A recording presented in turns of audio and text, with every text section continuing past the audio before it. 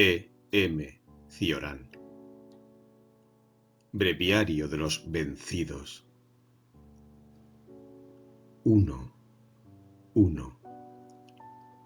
Con ansia y amargura he intentado cosechar los frutos del cielo y no he podido. Se elevaban hacia no sé qué otro cielo cuando le extendía mis manos golosas de su abundancia. Las ramas de las bóvedas se comban sobre las esperanzas de nuestras plegarias. Cuando éstas callan, aquellas pierden sus frutos. Tampoco brotan flores en el cielo, ni las vides dan fruto. Dios, como no tiene nada que guardar en su casa, de aburrimiento y enojo, deja yermos los jardines del hombre. No es la visión de los astros lo que me deslumbrará. Bastante luz he perdido, mendigando a las alturas. Harto de toda laya de cielos, he dejado mi alma a merced de los ornamentos del mundo. 2. Y puso un querubín que blandía flameante espada para guardar el camino del árbol de la vida. Génesis 3:24. Por ese camino he mendigado muchas veces, y los caminantes, más pobres que yo, tendían sus manos vacías donde dejaba caer el óvulo de la esperanza. Y cuando caminaba así, en medio de esa multitud oprimida, el sendero se hundía en ciénagas y la sombra de las ramas del paraíso se perdía en el sinfín del mundo. Ni modestia, ni paciencia nos harán dueños de lo que perdió nuestro fatal ancestro. Necesitamos un espíritu de fuego y entonces ese querubín, enemigo que afila armas y locuras, se derretirá en la pira de nuestra alma. ¿Nos ha creado el Todopoderoso todos sus caminos? Plantaremos entonces otro árbol aquí, donde no tiene guardianes, ni espada, ni llamas. Crearemos un paraíso a la sombra de los suplicios, y mansamente descansaremos bajo enramadas terrenales como ángeles efímeros. Que Él se quede toda una eternidad donde no haya nadie. Nosotros seguiremos pecando, mordiendo las manzanas que se pudren al sol. Amando las ciencias del pecado, seremos comparables a Él, y por mor del sufrimiento de la tentación, más grandes aún. Creyó Él que con la muerte nos haría esclavos y que le serviríamos, pero nosotros, poco a poco, nos hemos acostumbrado a la vida. Vivir, especializarse en el error, burlarse de las verdades indubitadas, no hacer caso de lo absoluto, tomar a broma la muerte y transformar lo infinito en azar. Solo se puede respirar en lo más hondo de la ilusión. El mero hecho de ser es tan grave que, comparado con Él, Dios es pura bagatela. Armados por los accidentes de la vida, asolaremos las crueles certezas que nos acechan. Cargaremos contra ellas, embestiremos contra las verdades, atacaremos las luces que nos ciegan. Quiero vivir, y por todas partes salta el espíritu contra mí, defensor de las causas del no ser. Así, fiel a sí mismo, blande el hombre la espada en la cruzada de los errores. 3. A mis semejantes ya los conozco. A menudo he leído en sus ojos, ausentes y vacíos, el sinsentido de mi destino, o he reposado de mis rebeldías durante las pausas de sus miradas. Pero su angustia no me es ajena. Ellos quieren incesantemente. Y, como no había nada que querer, mis pies pisaban sus huellas como si fueran espinas. Mi sendero serpenteaba por el lodo de sus anhelos y blanqueaba con una inútil aureola su búsqueda vana.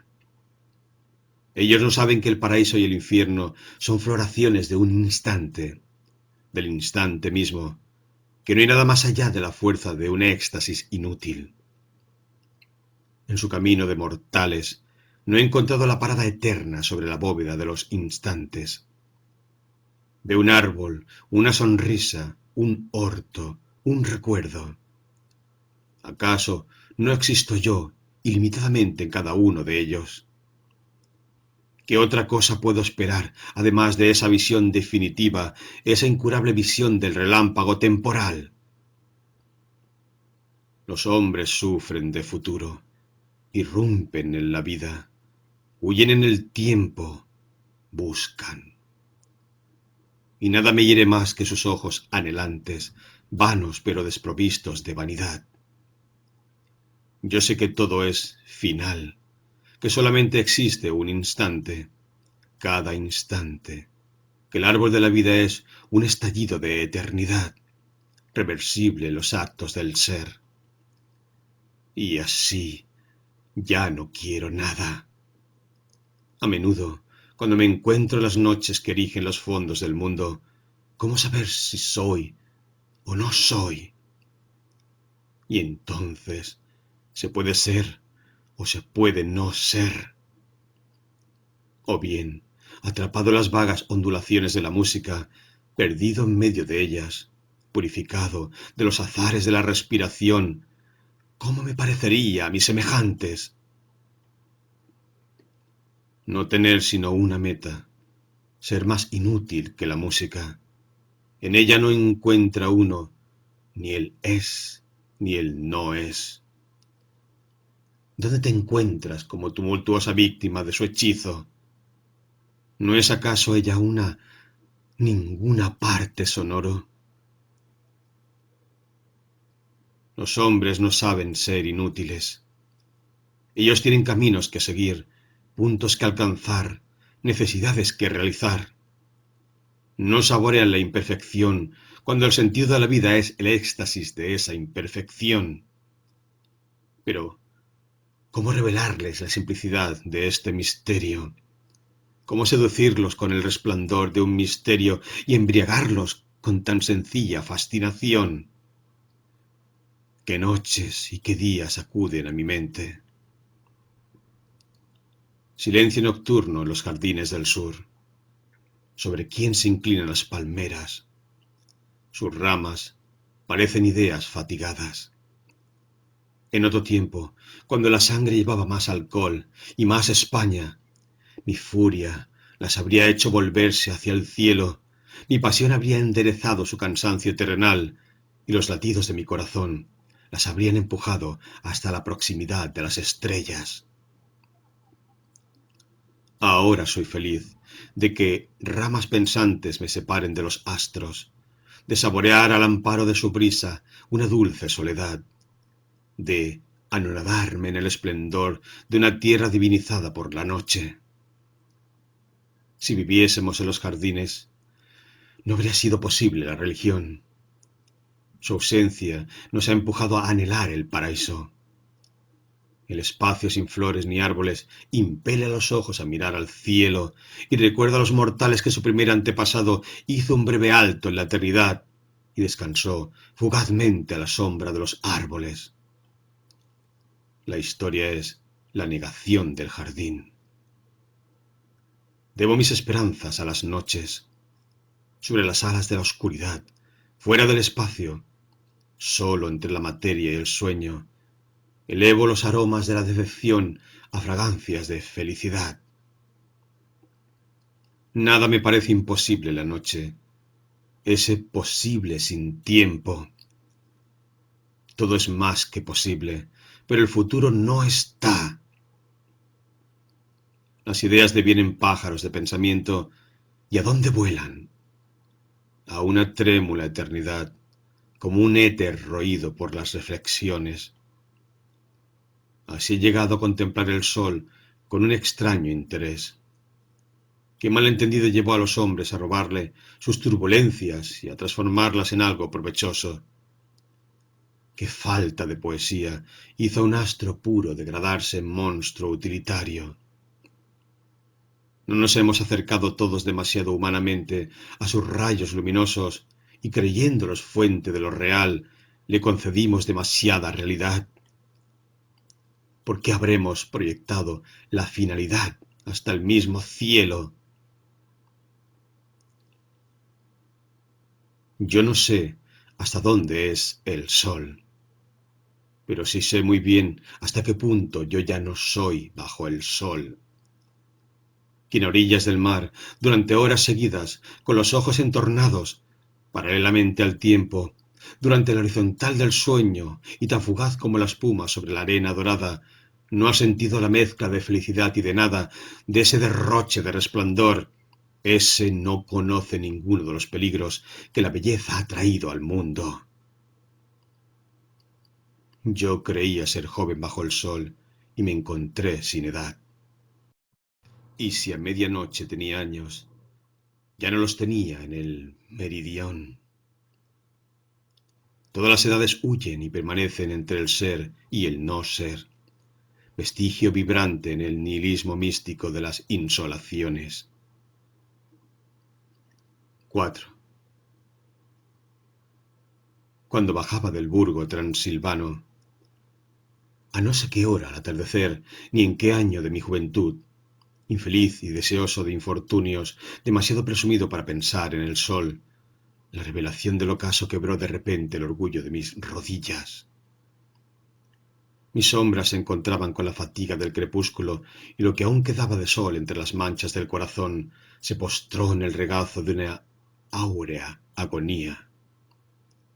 Y mi agradecimiento al astro se dirigió también hacia el Egipto de mi propia alma.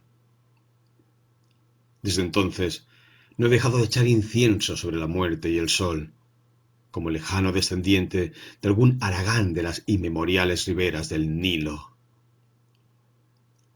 5.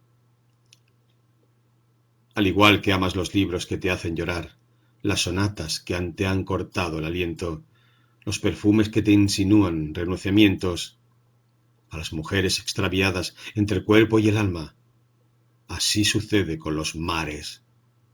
Te enamoras de aquellos cuyo oleaje induce a ahogarse en su seno. No he buscado en el Mediterráneo poesía ni violencias, ni tampoco turbulencias vorágines en sus olas. A esas inclinaciones encontré respuestas sobre los acantilados de Bretaña. Pero, ¿cómo olvidar un mar donde dejé mi pensamiento? En una memoria más corta que el presentimiento de eternidad de lo efímero, guardaría la imagen y el reconocimiento del azul inhumano del mar decadente. En sus orillas se hundieron imperios y tantos tronos del alma.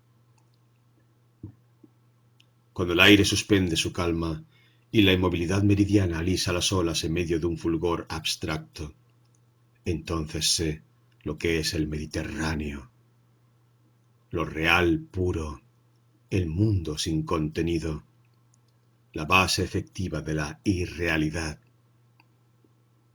Solo la espuma, actualidad de la nada, continúa como si pugnara por ser. Lo único que podemos hacer es zarpar a alta mar, sin deseos de echar el ancla. ¿No es acaso el sentido de la inestabilidad agotar el mar? Que ninguna ola sobreviva a la odisea del corazón. Un Ulises con todos los libros, una sed de planicies marinas que tienen su origen en lecturas, un erudito vagar, conocer todas las olas. 6.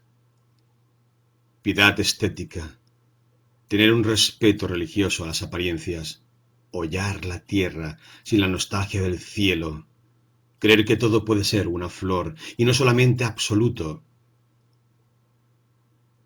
Si nunca lamentaste el carecer de alas para no profanar la naturaleza con tus crueles pasos humanos, entonces nunca has amado a esa tierra. Cuantas veces la descubría, otras tantas la sentía en el corazón, y no bajo las plantas de mis pies. Durante los momentos de desarraigo miraba los astros y los veía transformarse en cera y derretirse en una sangre que entonces olvidaba al cielo. Puedes mirar a lo alto todo lo que quieras, No conocerás el estremecimiento de los raros encuentros con esa tierra que menosprecias al caminar. Pero, cara a cara con ella, a solas con su tránsito, qué suspiros de fraternal desconsuelo, de íntima amargura te llevan a unirte con ella en un conmovedor abrazo. Bastante han sufrido mis ojos con vosotros, ángeles, santos y bóvedas. Ahora quiero aprender a respetar a la gleba. Podré mirar hacia abajo con la misma pasión que levantaba mis párpados en estremecimientos verticales. Qué vicio y qué tormentos viciosos han empujado al ojo hacia lo sobrenatural. La religión lo aparta de su destino natural, ver. Tras el cristianismo, los ojos dejaron de ver. El mismo hombre que va de puntillas por las losas de la iglesia escupe en los jardines, si bien solamente bajo los ramajes, la alegría de los pensamientos mezclados con los sentidos, tendría que erigir un templo y urdir una mitología de la sensación. ¿Qué voy a hacer con el cielo, que ignora lo que significa marchitarse o lo que es el sufrimiento y el éxtasis de la floración? Quiero estar con las cosas destinadas a ser y morir con ellas, que de igual forma están destinadas a la muerte. ¿Por qué os he hablado de extinción a vosotros, astros eternos? He estado buscando demasiado tiempo a la nada en otra parte, pero retorno a los mundos donde soplan las penalidades. Por ellos deambularé como un ermitaño sediento de pecado. 7. De todo lo que es efímero, y nada hay que no lo sea, cosecha sensaciones, esencias e intensidades. ¿Dónde buscar lo real? En ninguna parte fuera de la gama de las emociones. Lo que no sube hasta ellas es como si no existiera. Un universo neutro es algo más ausente que uno ficticio. Solamente el artista hace al mundo presente y solamente la expresión salva las cosas de su irrealidad fatal. ¿Qué te queda de todo cuanto has vivido? Las alegrías y los sufrimientos anónimos, pero a los que les has encontrado un nombre. La vida dura lo mismo que nuestros estremecimientos. Sin ellos es polvo vital.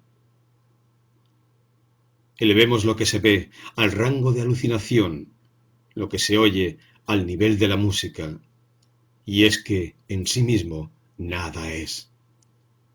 Nuestras vibraciones constituyen el mundo, la relajación de los sentidos, sus pausas.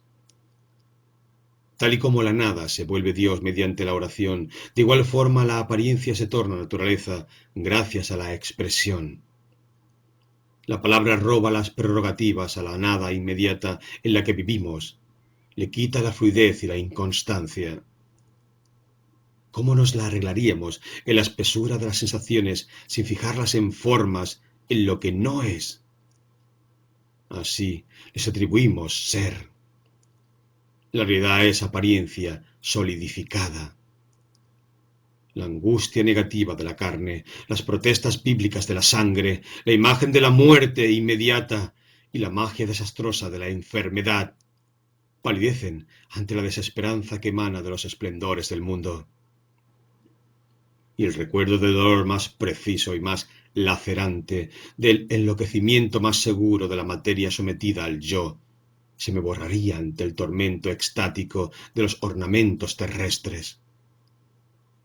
Cuando estando solo en montañas o en mares, en medio de silencios apacibles o sonoros, bajo abetos nostálgicos o palmeras inmanentes, los sentidos se levantan con el mundo por encima del tiempo, la felicidad de estar rodeado de belleza y la seguridad de perderla en el tiempo me desgarraban tan cruelmente que el paisaje se disolvía en la sustancia equívoca y solemne de una desconsolada admiración.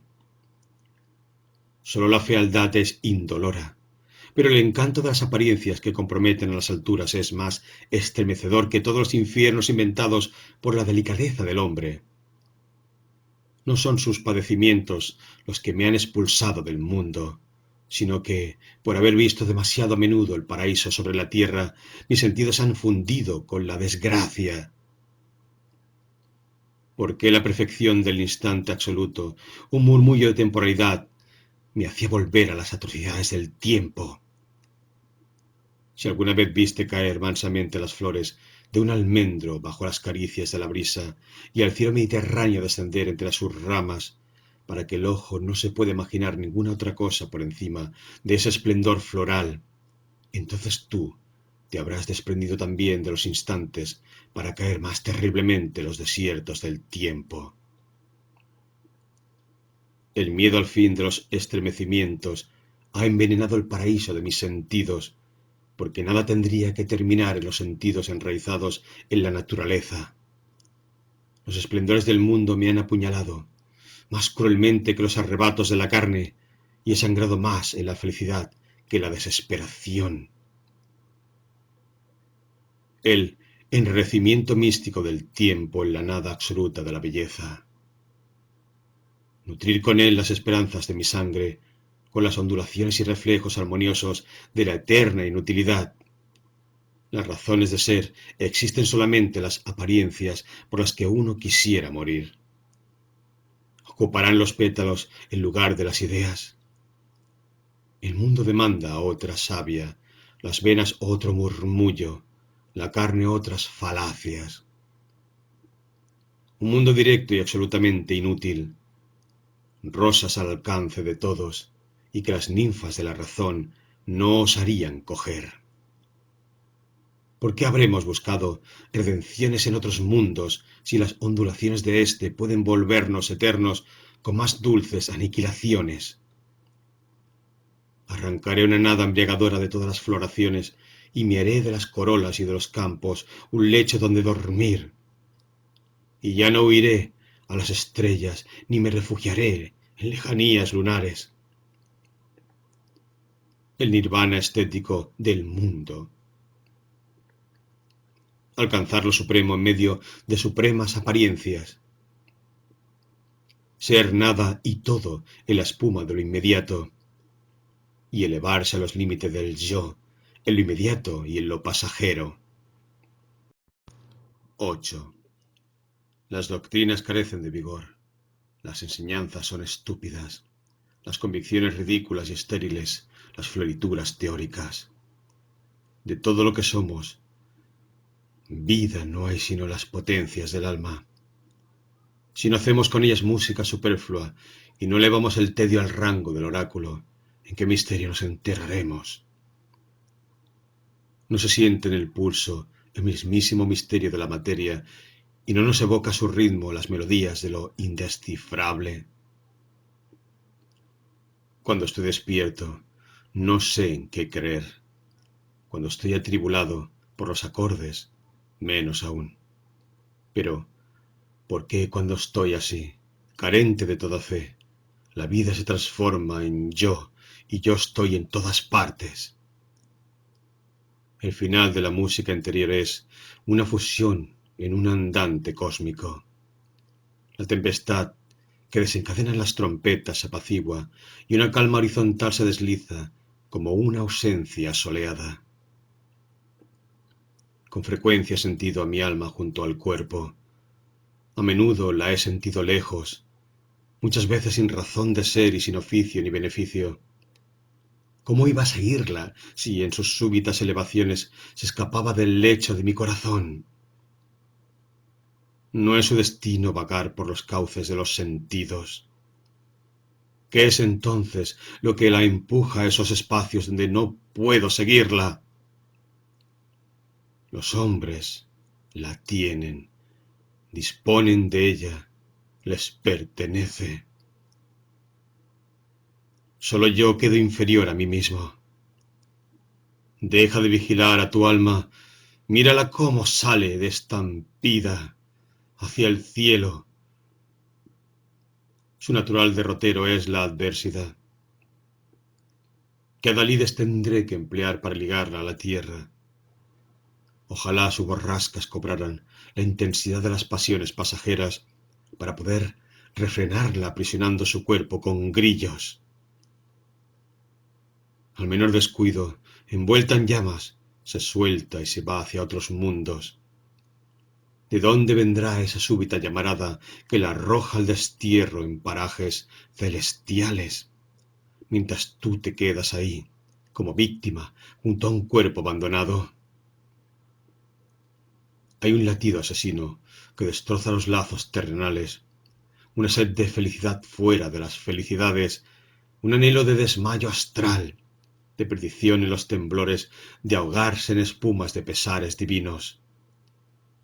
¿Qué alas le han salido secretamente al alma para que de pronto la lleven exultante allende el sol y embargada de una vida sin sentido, en su vuelo deje como rastro las fuentes de luz más allá de la vida?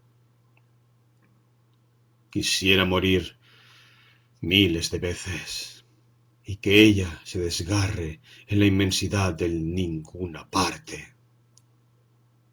He buscado las quietudes del alma en los paisajes, en las sonrisas, en las ideas, pero ella, errabunda, no le servía de compañía, sino que revoloteaba por las cimas del mundo. ¿Cuándo descenderá su efervescencia hasta los aledaños de los no seres cotidianos? Ojalá tuviera otra alma, un alma más terrenal. 9. Sé que por algún rincón de mí hay un diablo que no puede morir. No me hace falta un oído aguzado para las torturas refinadas, ni tampoco el sentido del gusto para el vinagre de la sangre, sino solamente el silencio sordo que presagia un quejido prolongado. Entonces reconozco el peligro.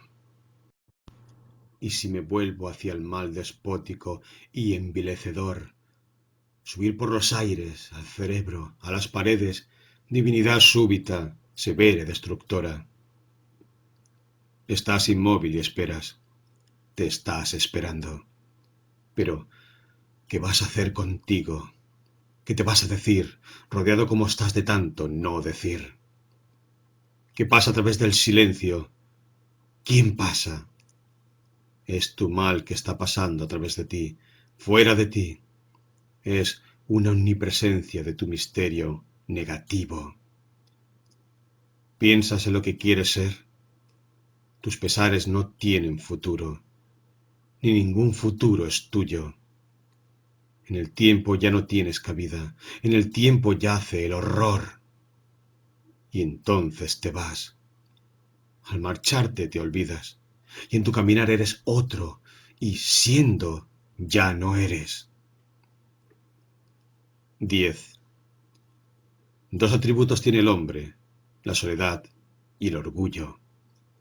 Él vive sobre la tierra para sacarlos a la luz. Pero entonces aparece la religión, un sistema de remedios que socavan la existencia.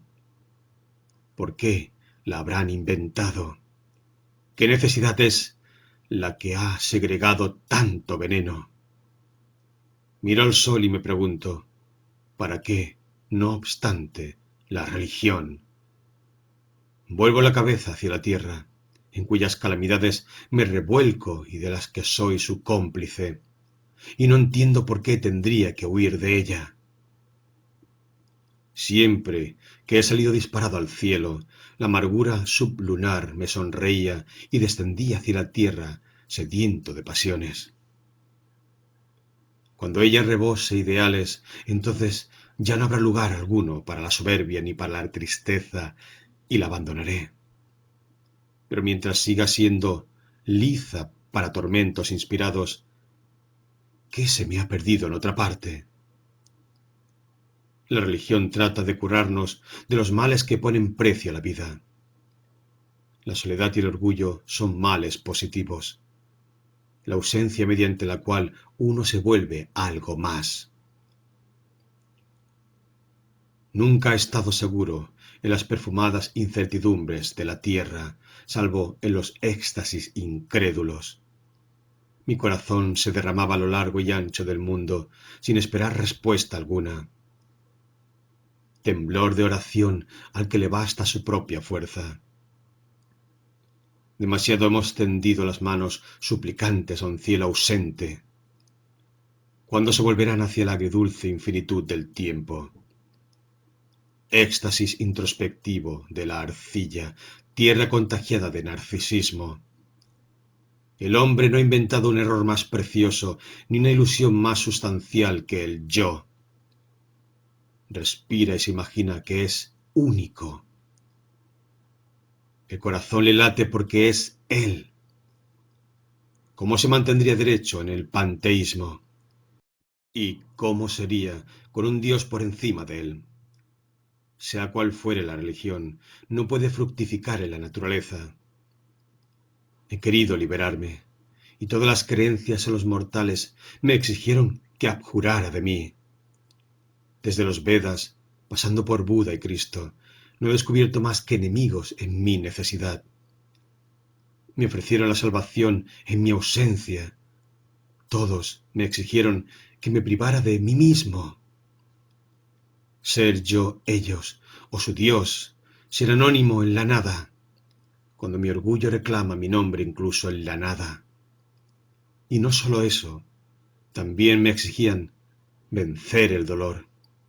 Pero sin él, la naturaleza resulta insípida. Es la sal de la vida. Lo que ésta tiene de insoportable es la sangre de la existencia. Amar, tener compasión, esperar, realizarse. Una escala de la monotonía para quien no quiere ser un animal bajo el cielo, ni un pordiosero en el estéril horizonte de un cualquiera absoluto.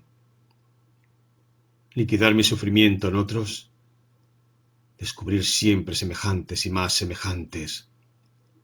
Ser feliz estercolando sus majaderías, cultivando sus bajezas y matando mi entusiasmo por el desprecio. El yo es una obra de arte que se nutre del sufrimiento que la religión tiene como misión calmar. Pero la nobleza del hombre es única, esteta de su propia individualidad. Establecerá, mediante el dolor, la belleza de su limitación y creará su sustancia consumiéndose. El hombre es arte porque es altanero y está solo. Se sirve mejor de la tierra que del cielo como pretexto para embellecer y labrar su existencia. Las religiones son insensibles al encanto de la nada inmanente, a la apariencia como tal. El hechizo de la inutilidad y el extravío dentro de uno mismo les son ajenos. También la tierra les es ajena. Por ese motivo quieren liberarnos del yo, de la más extraña florescencia que hay bajo el sol. Si la existencia individual es de una atracción tan brutal, se debe a que nació de un desequilibrio, de una desigualdad del fondo original de la vida. Las religiones quieren nivelar la diversidad, suprimir la individuación. El sentido de la liberación es la desaparición del pronombre. No soporto otro absoluto salvo mi accidente. Dado que soy, la ilusión de mi existencia me parece mi sentido supremo. No voy a enmendar nada de este acontecimiento. Todos nosotros somos convalecientes de nacimiento de nuestra propia individuación.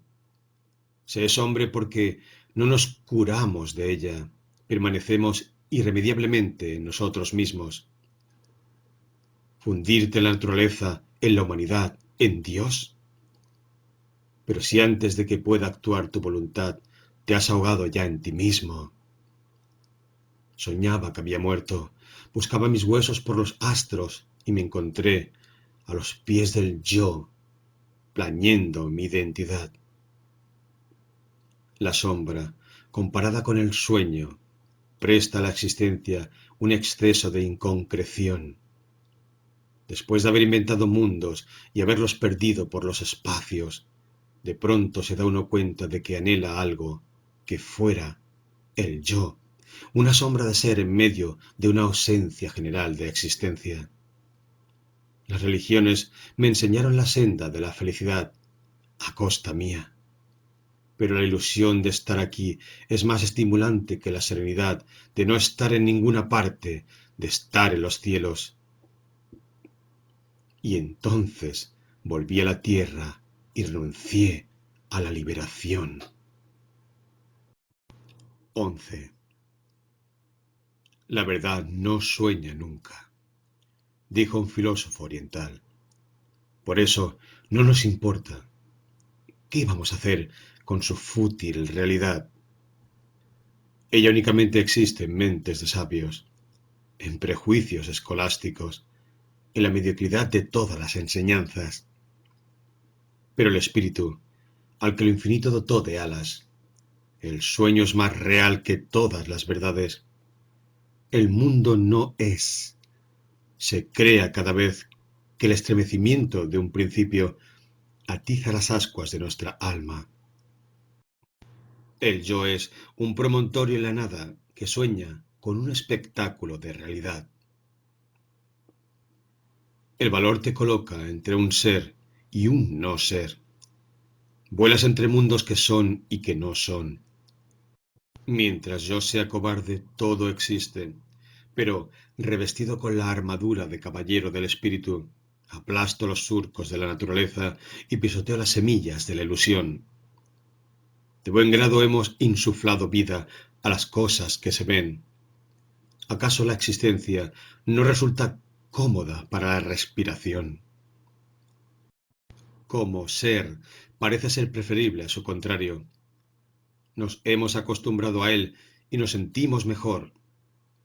¿Para qué nos valdría saber que solo lo imaginamos, que lo experimentamos cuando prolongamos nuestro duerme-vela? ¿De dónde se difunde la luz del espacio que parece una aniquilación encantadora? ¿Del sol? No. Del reflejo de los ardores de la sangre sobre un fondo azul. De los mismos que siembra la noche de centellas petrificadas.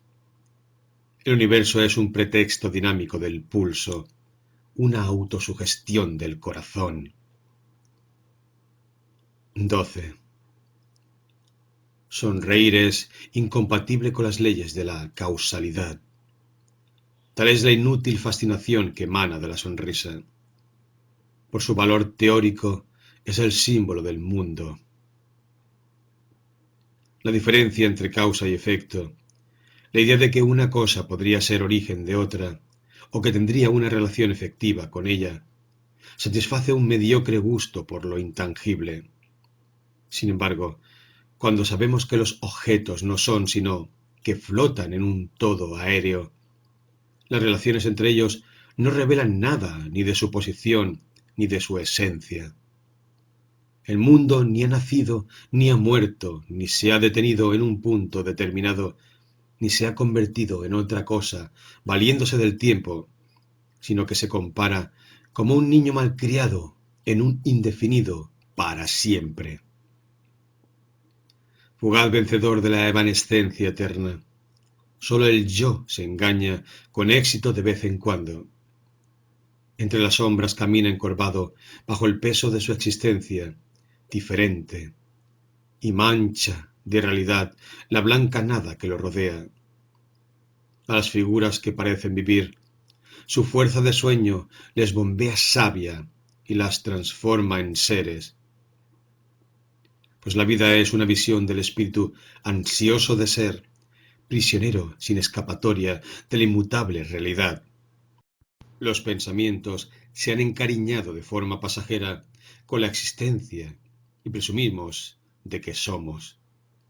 También nuestros pies, faltos de una soñadora timidez, profanan las sombras cuando las pisan con confianza y seguridad. Un instante de lucidez, solo uno, y las redes de lo real vulgar se habrán roto para que podamos ver lo que somos, ilusiones de nuestro propio pensamiento. 13.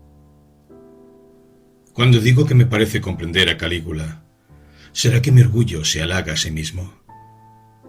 Suetonio, buscando denigrarlo y desenmascarar su locura, le rindió sin querer un homenaje. Sufría particularmente de insomnio, ya que no dormía más de 3 horas por noche, y aun ese reposo no era completo, sino agitado por extrañas visiones. En cierta ocasión soñó que hablaba con el espectro del mar. Ese mismo historiador nos cuenta que no besaba nunca en el cuello a su esposa o a sus amantes sin recordarles que él tenía la potestad de cortarles la cabeza. ¿No escondemos todos en el cenagal de nuestra alma deseos como los que se ponen en boca de siniestros emperadores? ¿Nombrar cónsul a su caballo no es acaso un juicio válido sobre los hombres? Y además, en un imperio tan inmenso, habría sido una falta de gusto creer en sus semejantes. Los emperadores romanos de la decadencia, monstruos inspirados por el genio del hastío, tuvieron tanto estilo en la locura que los estetas del mundo son unos payasos de feria y los poetas unos improvisadores de sombras comparados con ellos. Si yo hubiese vivido en la Roma de las infiltraciones cristianas, habría custodiado las estatuas de los dioses agonizantes o habría defendido a pecho descubierto el nihilismo de los Césares. La magia de la decadencia reside en la ondulante sugestión de los agotamientos históricos y la necesidad de suplir con aberraciones el vacío de la gloria y con la locura el ocaso de la grandeza. Por mucho que atraigan las alturas, es en la sangre donde se bañan los antepasados de la locura. La crueldad es inmoral para los contemporáneos. Como pasado, se transforma en espectáculo, al igual que el dolor encerrado en un soneto. La mismísima lepra se convierte en motivo estético si la historia la recoge en sus páginas. Solo el instante es divino, infinito, irremediable, el instante que uno está viviendo. ¿Cómo me van a dar lástima las víctimas de Calígula? La historia es una lección de inhumanidad. Ninguna gota de sangre del pasado perturba este ahora en el que soy. Más me enternece el espectro de aquel mar que aterrorizaba los sueños del infortunado emperador. Injusta historia, la que da prioridad a los perseguidores de los cristianos antes que a los mártires. Cualquier memoria guarde de Nerón un recuerdo vivo y seductor. Nos acordábamos de él con más emoción. Y por haberlo estado denigrando durante 2000 años, resulta menos banal que Jesús. Una simple incertidumbre bastó para que Pilatos entrase en el mundo de los filósofos, que no tienen empacho en citarlo, mientras que Juan el Evangelista, como no tuvo Judas, no pudo sobrevivir a la adoración.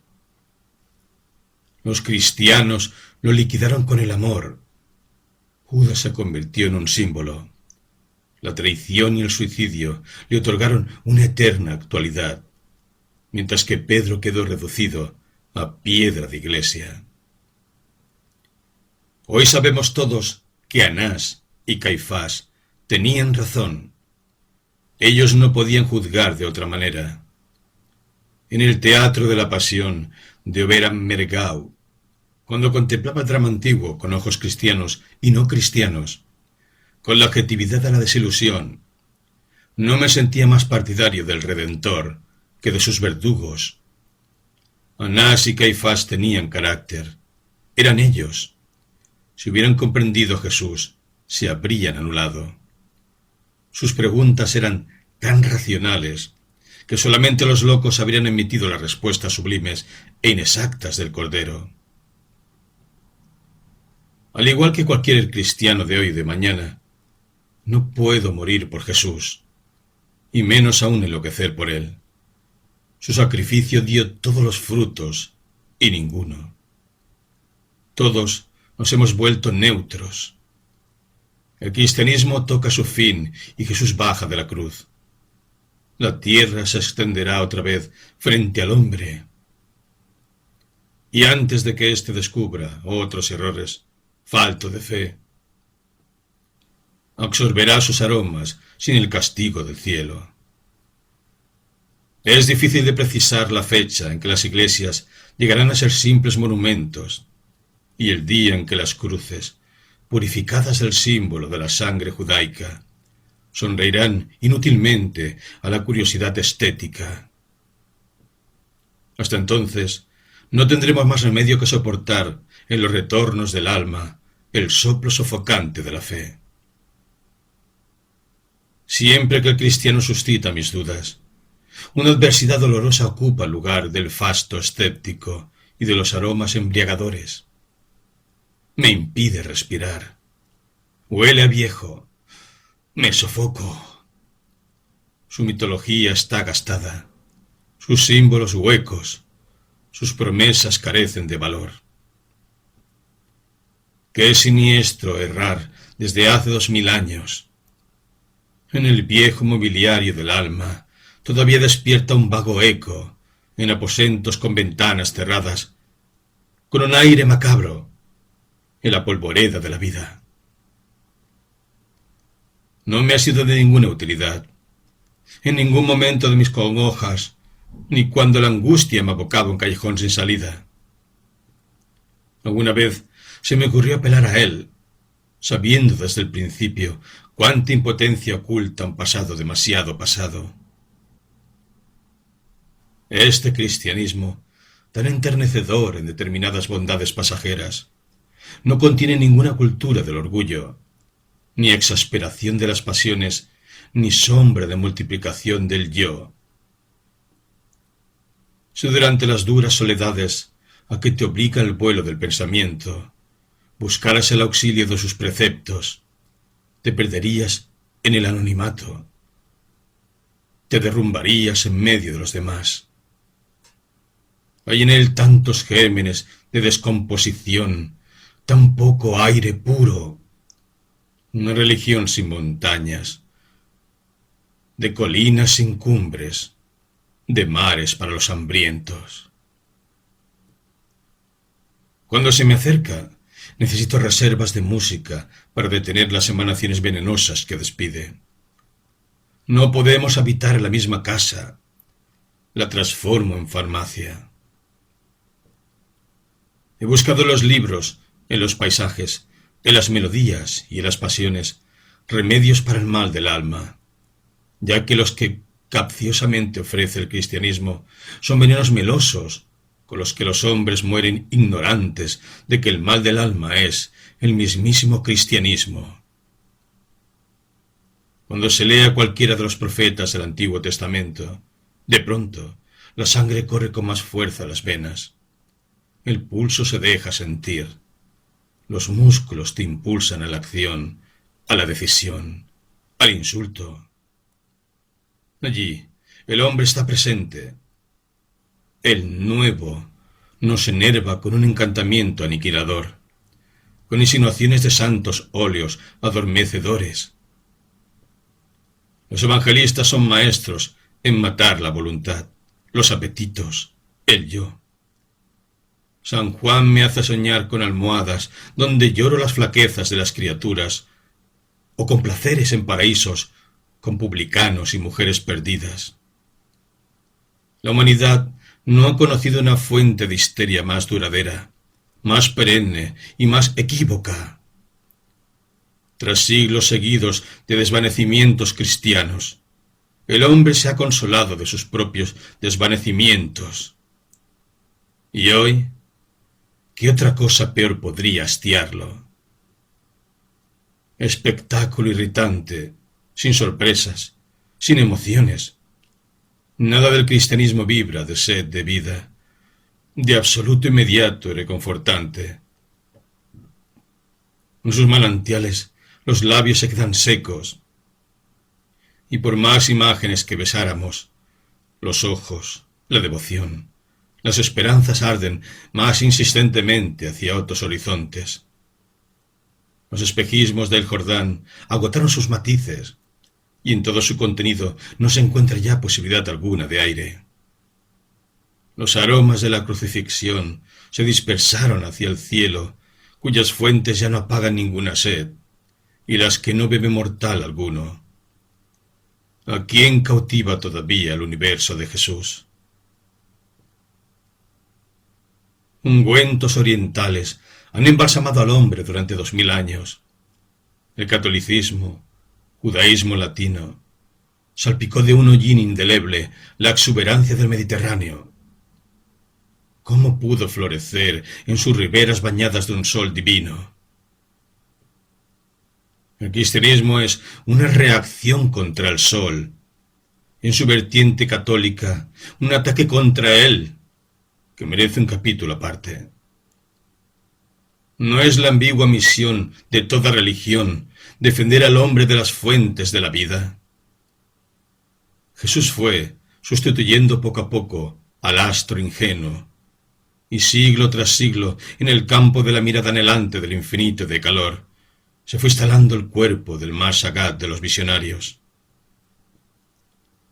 A través de las lágrimas, el hombre ya no veía ninfas sensuales y dichosas, sino un esqueleto clavado que fustigaba las dulces vanidades. Catecismos y testamentos amputaron al hombre del tiempo. Qué apesadumbrado se sentiría el sol si supiera que esas lecturas no han inspirado asco, dado el infinitamente putrefacto del cristianismo. ¿Consentiría un solo cristiano bajo sus rayos? El alma de España se encadenó voluntariamente al catolicismo. Tuvo miedo de quedarse cara a cara con el sol. Tuvo miedo de huir al sol. Italia construyó iglesias por temor a volverse superficial de tantísima luz. ¿Será para ella el cristianismo un sepulcro que lo defienda del cielo terrenal, felizmente libre de Dios? Pues existe un cielo de la tierra, una bóveda celeste que no mata, pero con el que el hombre corre el riesgo de encariñarse demasiado.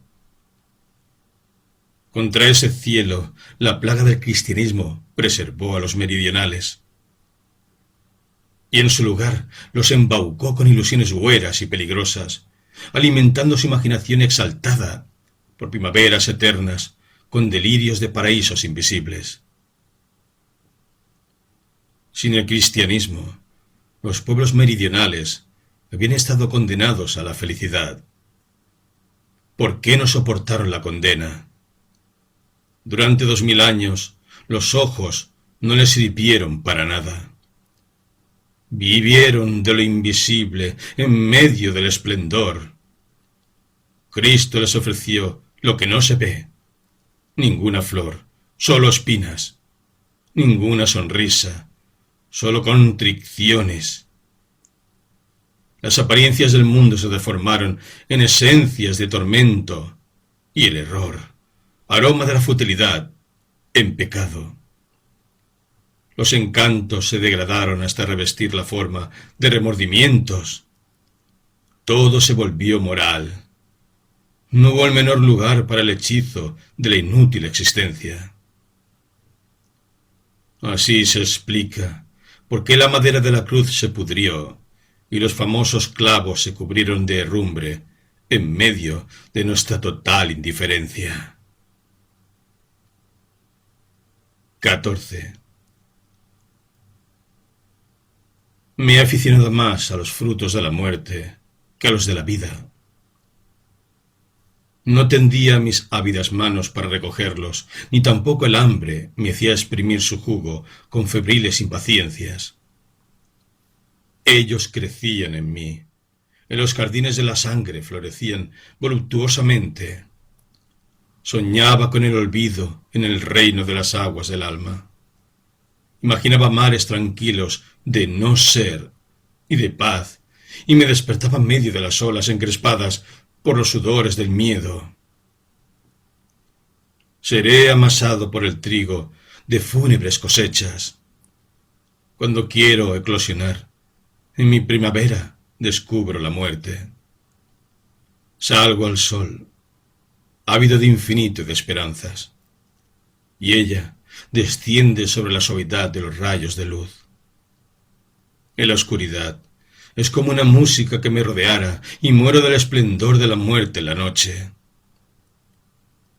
Yo no estoy en ninguna parte. Gracias a la muerte estoy en todas partes. Ella se nutre de mí y yo me nutro de ella. Nunca quise vivir sin querer morir. ¿Qué me atenaza más, la vida o la muerte? 15. El deseo de desaparecer, porque las cosas desaparecen, emponzoñó tan atrozmente mi sed de ser, que, en medio de los resplandores del tiempo, el aliento se apagaba, y el ocaso de la naturaleza me envolvía con multitud de sombras. Y como veía el tiempo en todas las cosas, esperaba salvarlas a todas del tiempo. La necesidad de convertir a los seres en eternos por medio de la adoración, la premura por elevarlos, por exceso de corazón, de su destrucción natural, me parecía la única labor apreciable. No sé de nada que yo haya amado sin odiarlo a la vez, por no poderlo sustraer, mediante el baile de llamas de mi alma, a la ley de su aniquilación. Quise que todo fuera, y todo era únicamente en la fugacidad de mis fiebres. El mundo se me escapaba, porque el mundo ya no era. Las lágrimas no derramadas no cuajaban en lo invisible por las miserias de aquí. Morían en mí, tristes, por la ineficacia del éxtasis. ¿Por qué no se encadenan en el tiempo trozos de paraíso? Es que en mí no mora bastante eternidad. Hay que ser dadivoso con el mundo, consumirse derrochando existencia por él. El mundo no está en ninguna parte. Respira gracias a nuestra largueza. Las mismísimas flores no florecerían sin nuestra sonrisa. La avaricia de nuestros dones reduce la naturaleza a idea. Y, si ponemos sordina a nuestros sentidos, los árboles no vuelven a echar hojas. El alma mantiene las apariencias que ponen celosa a la irrealidad, pues el mundo es la modificación hacia fuera de nuestra soledad. La adoración endiosó a Dios. También ella hace de los paisajes sombras de absoluto. Efluvios de sensaciones hacen palidecer el cielo ante la tierra. Los encantos de la existencia se alimentan de las melodías del alma y, desde lo hondo de las cuevas, oye la armonía de los astros. He servido en mi vida a muchos amos y he esculpido mi imagen de cada momento. Si las cosas extintas supiesen cuánto las he amado, se procurarían un alma solo para llorarme. Ninguna de las cosas del mundo podrá acusarme de indolencia. Y así me deslicé febril y cansado por su nada.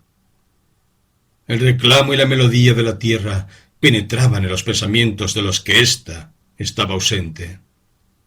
Yo estaba, como el apóstol, enterrado con Jesús en Dios, y el parpadeo de cualquier mujer bastaba para arraigarme inmediatamente en el tiempo.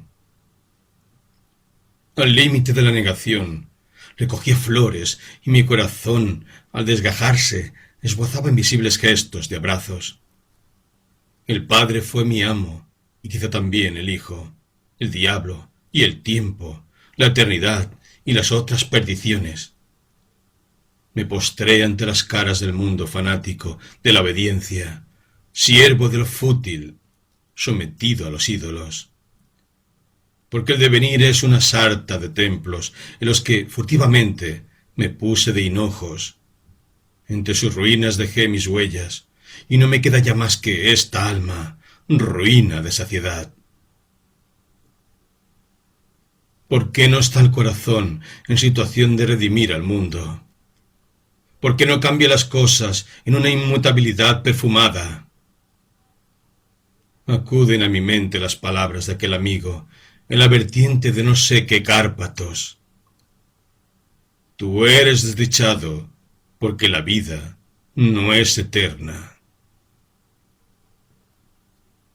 16. De repente, el universo estalla en llamas ante tus ojos. Sus resplandores arrojan luceros del alba. La hoguera del alma ha hecho bajar al cielo. Qué prodigio ha sucedido para que el yo se abrase en el frescor del espacio. Y cómo gravita tanta alma sobre un tiempo como cualquier otro. Has elevado tus límites hasta el todo, y los signos del todo te engalanan con su peso. Ya no tienes dónde asirte en un mundo que no tiene extremos. Solo estuviste y solo estarás. A perpetuidad. Por tus sentidos repta el sinsentido, y no circula la alegría de la materia, ni discurren las suaves riberas de la salud. Tu amor se escribió con letras negras en las tablillas del destino. No olvidarás lo infinito con ninguna mortal. Goza en la adversidad y en la maldición. Sé implacable con el tiempo putrefacto. Ninguna llave te abrirá las puertas del paraíso. La infelicidad es la vestal que vigila el fuego inextinguible de tu desgracia. Entiérrate vivo en él. Cava tu fosa en su llama más profunda, porque ninguna ilusión bajo el cielo te volverá igual a tu destino. El amor te hundirá más en él. El amor, desastre supremo de la predestinación. No es fácil sobresalir por encima de uno mismo, menos aún por encima del mundo. ¿Cómo me gustaría ser puerto para las navegaciones del yo? Pero soy más que el mundo, y el mundo no es nada. 17. He leído la escritura del hombre. He peregrinado por sus páginas. He hojeado sus ideas. Sé hasta dónde han llegado los pueblos y cuán lejos les llevó la tentación del espíritu. Algunos padecieron por inventar fórmulas, otros por engendrar hierros o por coagular el tedio en la fe. Todos dilapidaron sus riquezas por miedo al espectro del vacío. Y cuando ya no creyeron en nada, y como la vitalidad no podía sostener el aleteo de los engaños fecundos, se entregaron a las delicias del ocaso, a la languidez del espíritu agotado.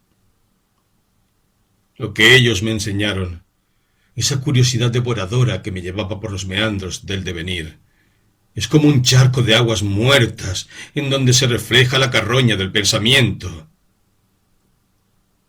A las furias de la ignorancia debo todo cuanto sé.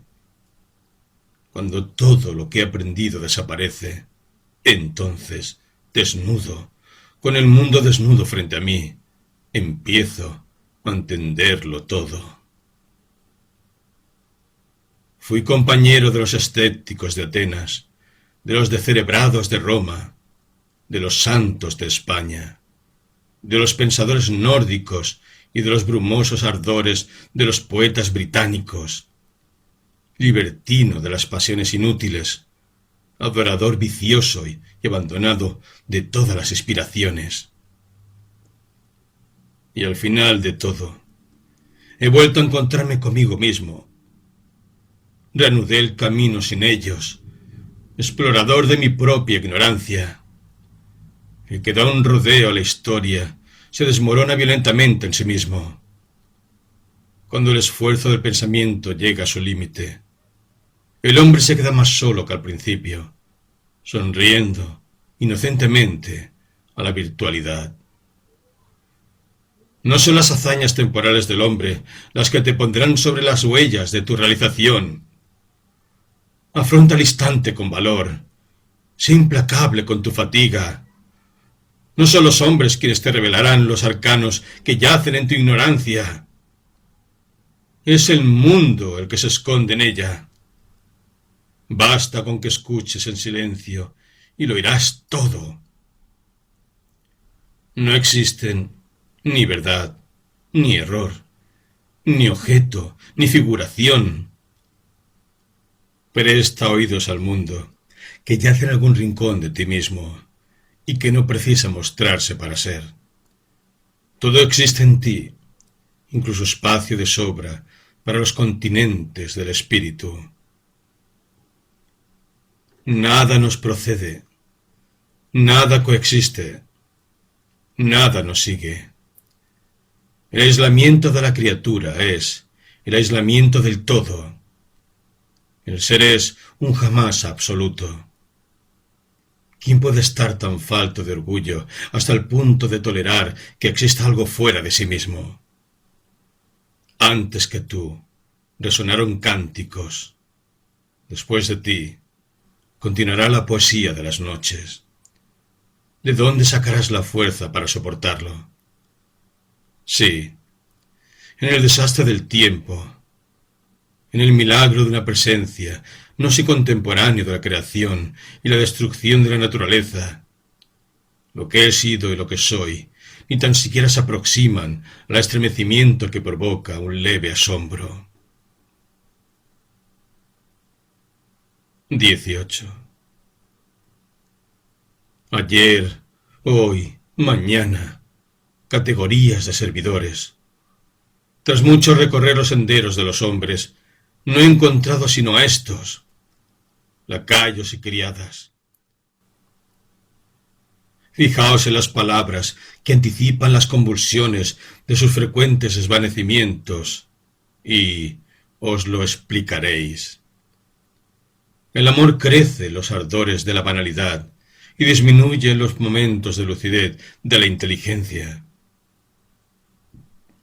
La estupidez estática se repite con facilidad, porque ningún obstáculo interviene en un cerebro liso. Creced y multiplicaos.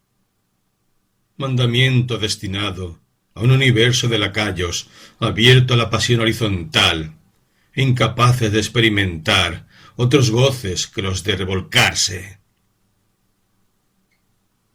Impermeable a la música, el hombre alcanza el éxtasis en el vientre y goza con un gemido pasajero, llamado felicidad, a la esencia equívoca del absoluto de la columna vertebral. Y así te revuelcas en el hormiguero infinito de los mortales con el ayer, el hoy y el mañana, y buscas puentes hacia la futilidad inmediata de los acoloramientos fáciles. Las guiadas están preparadas. Tú también entras en la danza, y colgándote del brazo de la vileza de los demás, te inclinas ante el destino vano, olvidas tu asco y te olvidas de ti mismo. 19. El tedio parisiense, meridional y balcánico. El tiempo enmohecido sobre las casas, sobre las fachadas que la historia ha salpicado de hollín. Venecia es reconfortante comparada con la cautivadora desesperanza de las calles disolventes de París. Paso por ellas y todas las congojas que provocan las vacilaciones de la fortuna se me antojan sutiles vaivenes, timbres de gloria que me hacen ir codo a codo con la ciudad cansada. ¿En qué creer aquí? ¿En los hombres? Pero si ellos fueron, ¿en los ideales? Después de tantos implicaría carecer de estilo. Reposo entonces en las fatigas de Francia y me elevo hasta el prestigioso hastío de su corazón. La bruma gotea sobre París sus paraguas de pensamiento y se vuelve expresión de la historia antes que de la naturaleza. París está viviendo en el siglo de la niebla. ¿Por qué no puedo imaginármela en la época de los Luises? La niebla parece traducir un momento y no una esencia. La naturaleza participa en un ocaso histórico. Me vuelvo hacia las casas y me quedo mirándolas. Y cada una de ellas se vuelve hacia mí. Acércate. Tú no estás más solo que nosotras. Murmuran mis compañeras de días vacíos y noches interminables. Podemos sucumbir al encanto de las ciudades italianas, pero en ninguna parte se estará más cerca de las cosas que se integran en el hombre. Cuando, tarde ya, purificado de suspiros nocturnos, das vueltas y más vueltas sin esperanza y sin desilusiones alrededor de la iglesia de Saint-Séverin, de Saint-Étienne-du-Mont, o te pasas horas y horas en la plaza de Saint-Sulpice, esperando una mañana que no deseas. La ciudad despoblada se eleva contigo hacia las inmensas inutilidades del silencio. Sabrás tú hasta dónde la hiedra que flota diseminada allí, donde el Sena refleja Notre Dame, se ha reflejado en ti. A menudo he descendido con ella en el ahogar virtual de sus sinuosidades melancólicas. Y en pleno día, sacudido por la sugestión de una ausencia, las fragancias de París hacían cobrar vida al vacío de tu razón de ser. Este es su encanto, el verter consolaciones de belleza sobre los males incurables del alma, llenar de impalpables sortilegios los vacíos creados por el tiempo en que se vive. La ciudad te comprende, se posa sobre tus heridas, te crees perdido, en ella te reencuentras. No necesitas nada, está ante ti. Solamente ella puede reemplazar a un amor. Como el amor, también ella se te sube al corazón. Y qué extraño desatino. Los hombres aman más aquí. Es tanto lo que he sido en ella que, si la abandonara, me separaría de mí mismo. Jamás he visto un cielo tan alejado como el que se ve desde el fondo de sus callejones en los que me emborrachaba de oscuridad.